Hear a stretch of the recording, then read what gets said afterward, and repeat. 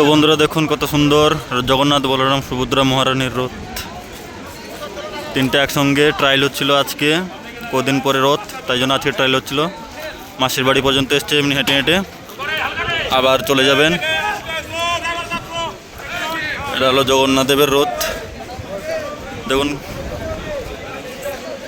তারপরে এই যে বলদেবের রথ, এখানে এটা হলো বলদেবের রথ, সব ট্রায়ালের জন্য সব এসছে।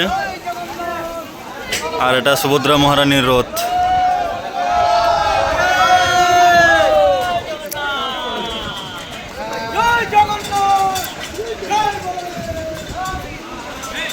ষোলো তারিখ রথ, তাই আজকে সব রথগুলোকে ট্রায়াল করা হচ্ছে, ঠিক আছে।